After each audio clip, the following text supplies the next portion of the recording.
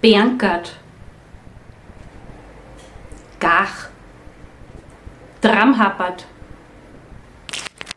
Lormsierder, Drutschen, Grischball, Rotzbippen, Rona, Horklick, Dritschlert. Du fragst dich grad, was für eine Sprache ist das? Und was zur Hölle bedeutet das? Antwort Nummer 1, es ist Borisch. Was das bedeutet, bleibt dran. Dieser Dialekt geht gar nicht für mich. Bitte Hochdeutsch sprechen. Oh, wenn ich dieses Bayerisch schon höre. Zuerst einmal, und zuerst heißt zuerst. Zuerst einmal Folgendes: Ich rede auf meinem Kanal Borisch. Wem das nicht passt. Servus! Alle anderen, die jetzt noch da sind, die Bayerisch ganz charmant finden, die sich aber manchmal denken, was heißt dieses Wort? Für euch ist dieses Video. Also anfangen tun wir mal mit alltäglichen Sachen, die du in einem normalen Gespräch womöglich hörst. Agrat. Wie so vieles im Bayerischen hat Agrat mehrere Bedeutungen. Ich gebe immer Beispiele, weil sonst kannst du das nicht vorstellen. Sie ist recht agrat, heißt, sie ist ziemlich akkurat. Das heißt genau, ja. Aber agrat, er sagt es. Dann heißt so viel wie ausgerechnet. Kurz und doch schwierig zum Übersetzen. Fei. Das habe ich fei schon gemacht. Das habe ich fei schon erledigt. Das brauchst du jetzt nicht mehr machen. Wir könnten jetzt fei übersetzen. Das ist echt nicht so leicht. Das ist ehrlich gesagt ganz schwierig, da ein Pendant zu finden. Aber das habe ich aber schon gemacht. Aber es trifft nicht ganz den Kern von fei. Fei heißt auch so viel wie übrigens. Ja. Fei hat aber auch noch mehrere andere Bedeutungen. Beispiel, du sagst, das ist fei gar nicht schlecht worden. Das ist überraschenderweise gar nicht schlecht worden oder seltsamerweise. Es ist überhaupt so, dass wir Bayern oft einmal die doppelte Verneinung verwenden, wenn wir eigentlich loben oder was Positives sagen wollen. Das ist fei nicht schlecht, heißt, das ist gut. Gach. Was heißt das? Auch wieder mehrere Bedeutungen. Der Typ ist ganz schön gach, das heißt, er ist in seinen Ansichten, in seinem Benehmen heftig, kann man es übersetzen. Gach heißt aber auch, dass etwas ganz schnell und plötzlich und unerwartet kommt. Konkretes Beispiel von mir selber: Ich bin praktisch von einer Sekunde auf die andere, habe ich eine saubere Erkältung gekriegt. Gach ist das gegangen. Ich werde Gottlob gerade ein-, zweimal im Jahr krank. Toi, toi. Und wenn ich dann krank bin, dann wäre ich richtig grantig. Man kann das sagen zwider.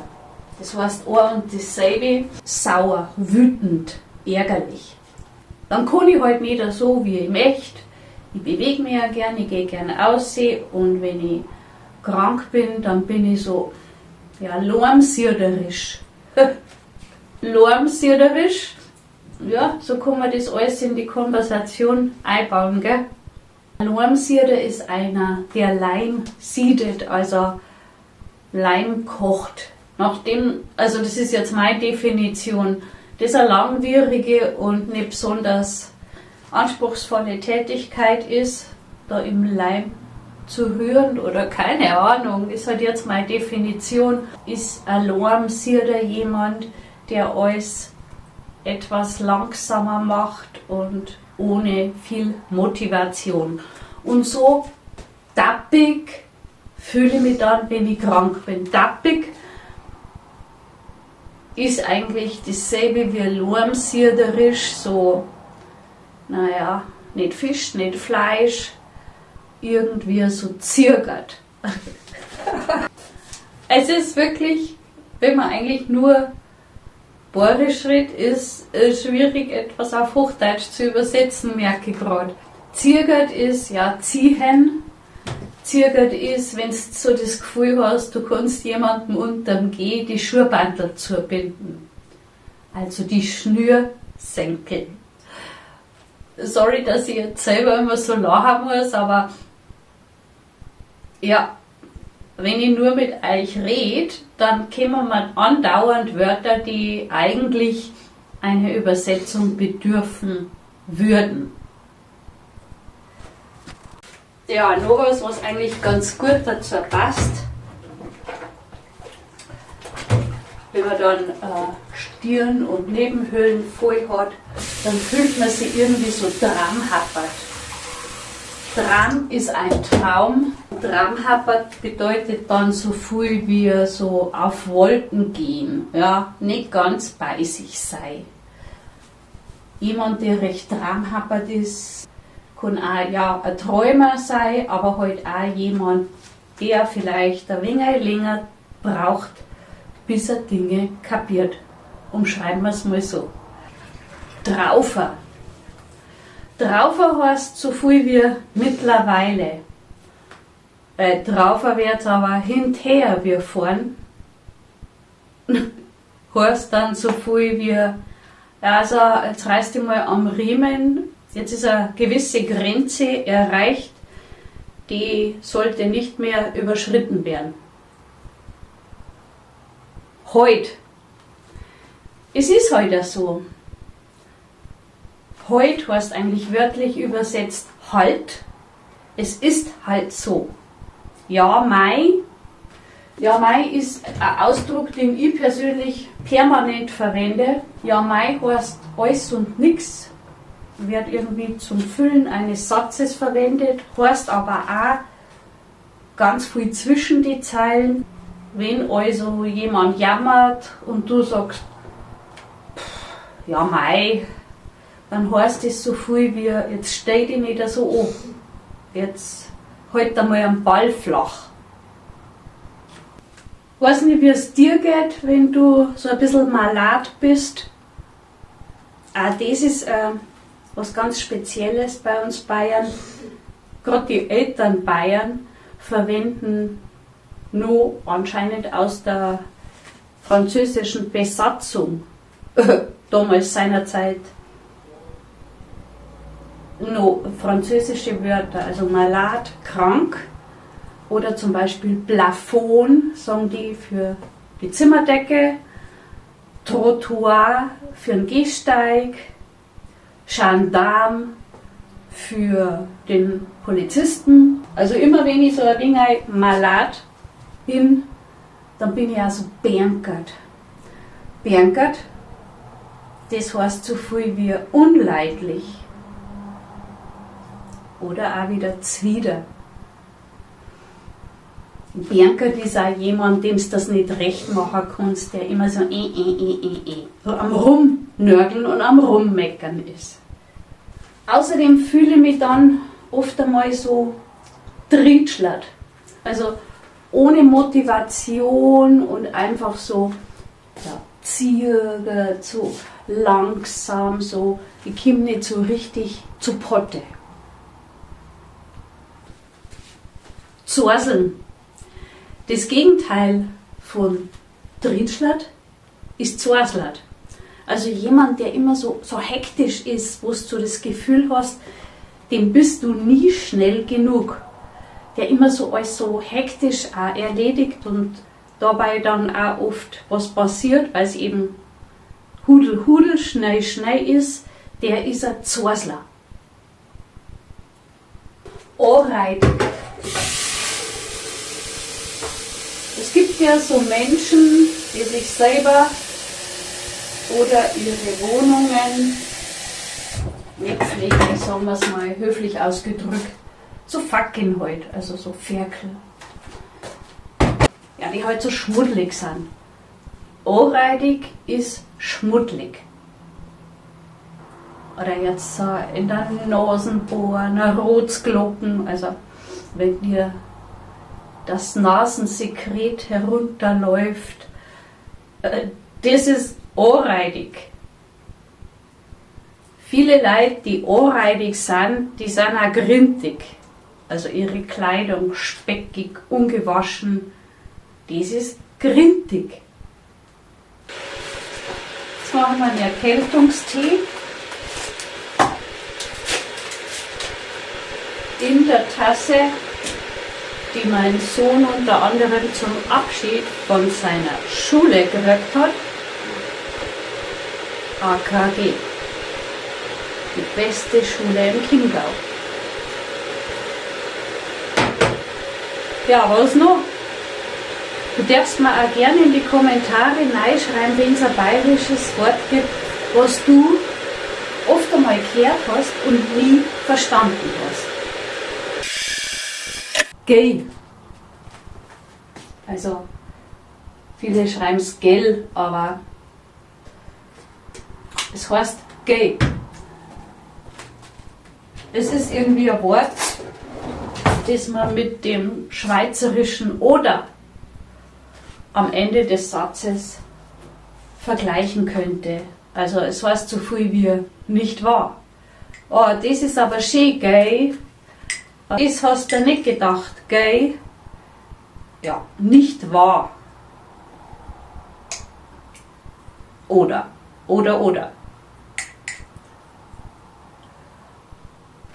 Vielleicht gibt es jetzt auch Kommentare, ja, wenn du krank bist, warum machst du dann ein Video, warum legst du nicht hin? Ich bin jetzt schon 2 Tage fast nur rumgelegen und da wäre ich so richtig grantig. Also, wenn ich nicht beschäftigt bin, das ist furchtbar. Viele meiner Zuschauer sind aus Österreich. Die, glaube ich, haben am allerwenigsten Probleme mit meinem Dialekt, weil unsere Dialekte ziemlich ähnlich sind. Was mich aber oft verwundert, das ist, dass mir auch Leute wirklich aus dem hohen Norden schreiben. Aus Bremen, aus Hamburg, die dann schreiben, also ich verstehe die wunderbar.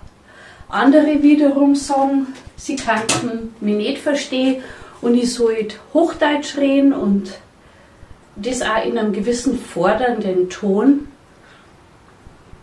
Dazu kann ich nur sagen, nein, es macht meinen Kanal aus, dass ich bayerisch rede und es bleibt auch so. Also wenn es wirklich so ist, dass du mich nicht verstehst, tut's mir leid. Überhaupt ist es so, dass jeden Tag neue Zuschauer dazukommen. Da freue ich mich richtig drüber. Aber nicht nur darüber, sondern auch darüber, dass dies gute Leute haben auf meinem Kanal.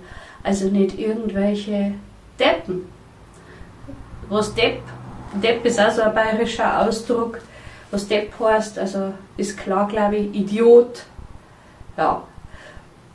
Das sind ganz, ganz viele Frauen. Ja, es gibt auch Männer tatsächlich, aber ganz viele Frauen, die eloquent, intelligent kommentieren. Wenn ich da oft einmal schaue, was sie auf andere Kanäle da tummelt, dass die nicht einmal in der Lage haben, einen Satz korrekt zu schreiben. Und da muss ich sagen, Da haben meine Follower, klar, die eigenen Follower sind immer die besten, aber da muss ich schon sagen, ja, also diese Fanbase, die sich da langsam entwickelt hat, finde ich richtig, richtig gut. Ja, und weil ich eben die letzten Tage erkältungsbedingt weniger draußen unterwegs war und oft einmal einfach auf der Couch geflackt bin, unmotiviert, habe ich mehr YouTube-Videos geschaut, als ich sonst eigentlich mache.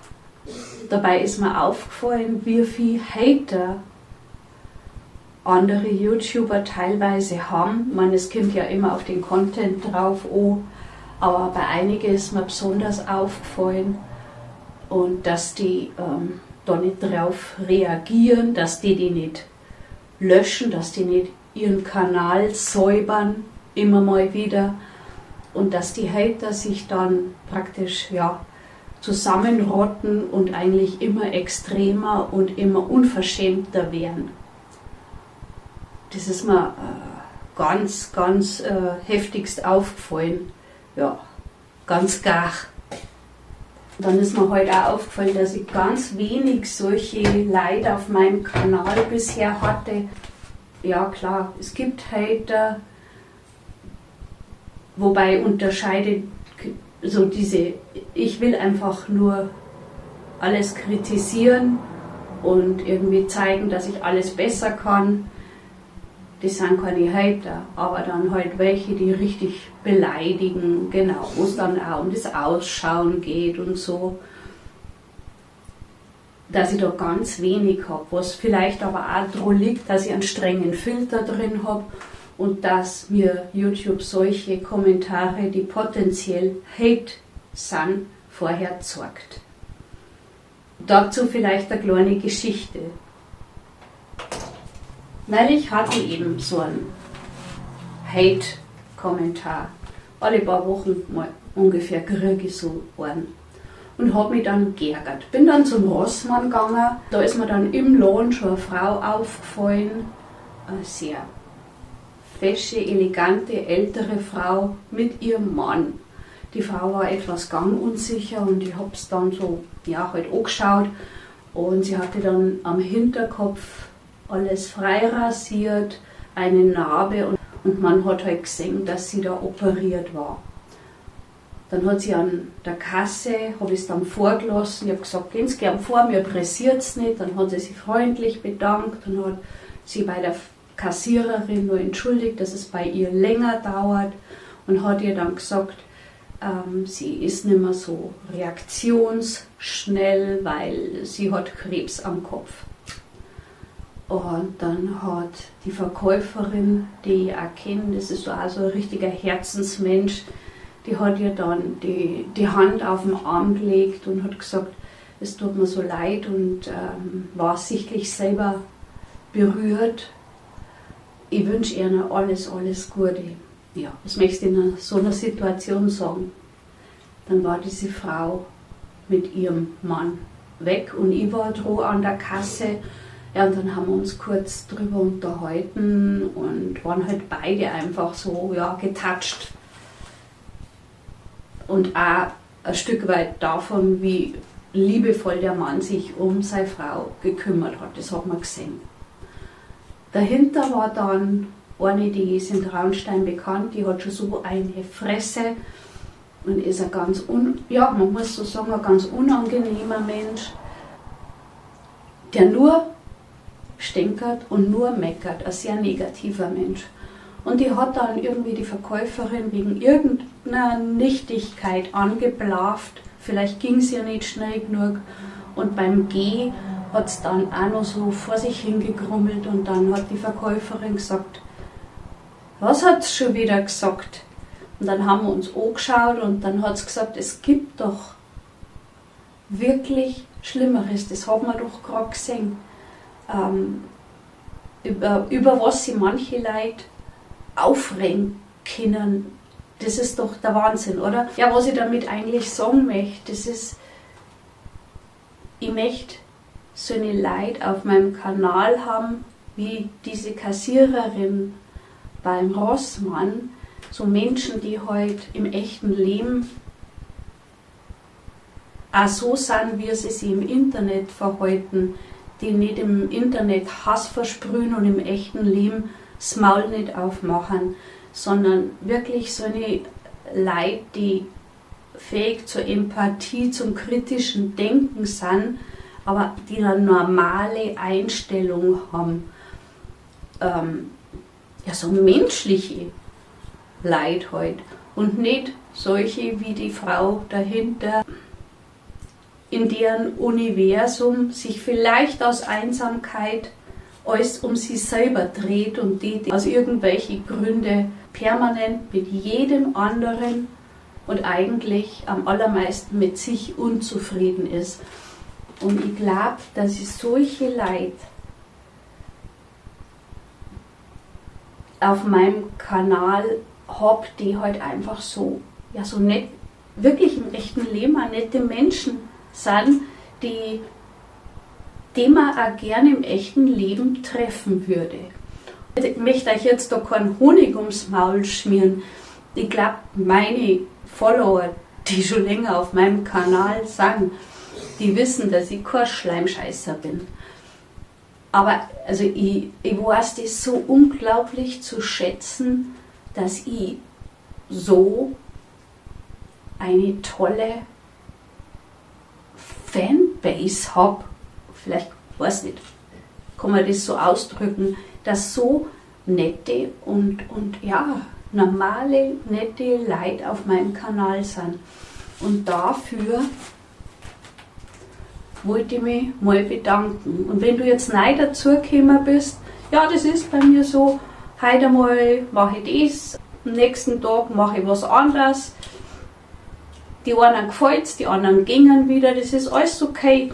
Aber die da bleiben, ja, an die richte ich mich jetzt. Schön, dass du da bist. Ich freue mich echt drüber.